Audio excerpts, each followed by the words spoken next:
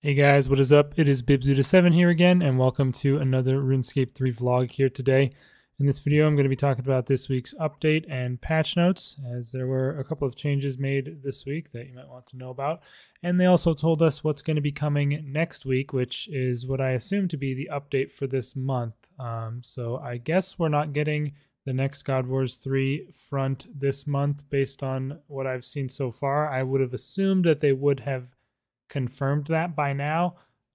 So I guess we will almost definitely be getting another one next month if they are sticking to their plan of having all 4 done by the end of the year. We would need to get one in September, and then they could only skip one other month, and we'd have to have two more in the other 2 months. So we'll have to see what they end up doing in that regard, or if they, as I pretty much expect, if they push it off into the new year. But yeah, let's go ahead and get into it here. The first thing that they talk about, oh yeah, and by the way, of course, there was no update at all last week. They took a week off, so that's why I didn't have a vlog for last week. There was no update to talk about. But yeah, anyway, the main thing that they have listed here is basically what is going to be coming next week, and it is going to be a new miniature dig site for the archaeology skill.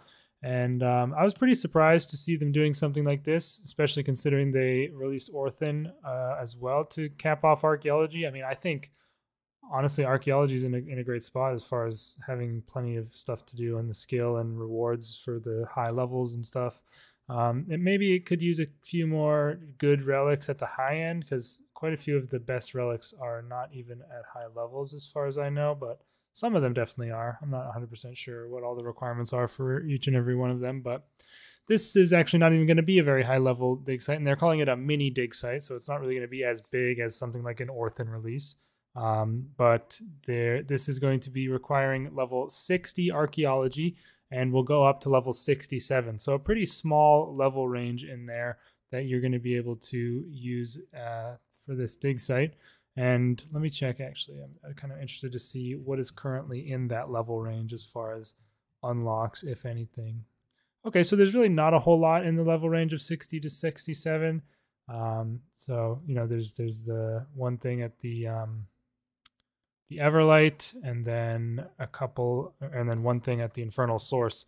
So it's not too bad of a level bracket for them to pick for this. Makes a little bit of sense. But this is going to have 6 excavation spots. So basically one every level pretty much. There'll be a few levels skipped, but there'll be 6 new excavation spots at this area. So quite a decent amount, actually. This will also be in a new section of the city that hasn't yet been accessed. So that'll be cool to see. There's going to be 8 new collections, which is a lot for 6 new excavation spots. Usually a single excavation spot doesn't even have a single collection. Like it's usually multiple excavation spots per collection. So kind of interesting actually to see why there are 8 new collections and only 6 new excavation spots. I'm almost positive then that some of the collections will have to use artifacts from other dig sites, because that would only make sense. And there's going to be a new collector for those, of course. So yeah, we'll have to see what ends up being the rewards from those collections. There's going to be a total of 18 new artifacts from these 6 new excavation spots. So like 3 on average per excavation spot, which is pretty standard, I think. It usually ranges from 2 to 4. And we'll have to see if, yeah, like 18 new artifacts. If there were 8 new collections, that's, you know, just barely over an average of 2 artifacts per collection, which seems unlikely to be the case. But, you know, some of the ones at Orthan, actually, I don't really remember the ones at Orthan 100%. I'm just thinking of the one that's from the quest, which gives you the cosmic thing. I don't remember the name of it, but that's only 2 items, but it's not really a real collection. There's also going to be 3 new mysteries coming out with this mini dig site. So I will, of course, have a guide on each of those hopefully on the day of release, if I'm able to complete them all on that day of release. I should be able to, considering it's a low level dig site, and wouldn't have too much trouble getting the artifacts if any of those are needed or anything like that. So yeah, even if they are simple ones, I would like to just keep the completion of the entire set of archaeology mysteries on my channel as far as guides go, as I have done with the original release and with Orthan. Going to keep that up here. And there's only 3 of them, so it won't be too much of spam. They also say that there's going to be 4 stained glass windows to repair for crafting XP, which seems kind of random, but there you go. And there'll be 5 new research tasks and 1 new relic, which they do tell you what the relic does here as well. And it's called Aurelius's Mask, and basically it gives you the mobile perk from Invention at all times. So yeah, not really the best relic. It does only cost 50 energy, but given the limited number of relic slots, which is only 3, I can't really see it being very useful for anybody, especially because mobile is relatively easy to get. Like if you're doing clue scrolls, which is something that really needs mobile, I mean, it's really, really quite easy to get mobile on like an Excalibur or something like that. And for people who are doing PVM, there's no way it's going to be worth an entire relic slot when you can just couple mobile with one of your best in slot perks and have it if you ever need it. So yeah, not the best relic, honestly, but maybe something that people can use if they don't have the invention level yet to go get perks like that, because the lower level of 60 to 67 archaeology is definitely easier to attain than 80 crafting, smithing, divination, and leveling up your invention to get mobile. So a bit of early access to the mobile perk if you, for whatever reason, would like that. But otherwise, not the most exciting relic. But you wouldn't really expect it to be given the lower level of the dig site. And the next thing is some additional changes to Solox drop table. They have finally listened to what people wanted and gone ahead and made it so that Solox will drop a Grimoire page 100% of the time, every kill, for, I assume, for every person that kills him. That would obviously make the most sense. And yeah, he has a 100% chance to drop it. That was up from previously what was 25%. So it was a 1 in 4 drop. I don't know if that was ever officially revealed, but it is now 100%. However, you no longer have a chance to get 2 pages. So you'll just only get 1 page, always, every kill. And that has already cut the price of Grimoire pages about in half. When I checked earlier, they were 3.5 mil. And you can see they were up above 6 mil. So I assume that'll probably be where they settle at. I mean, it's still going to be, it's still Solox, which is a very difficult high-level boss. And, not a whole ton of people really kill it. And if it stays at or above 3 mil, the money per hour at the boss will actually increase as a result of this, because previously if you would get, well, it's kind of tough to do the math in that you could get a double, like 2 pages previously. So it's kind of tough to work out how that averages, at least quickly in my head, but so I'm not going to try and do it.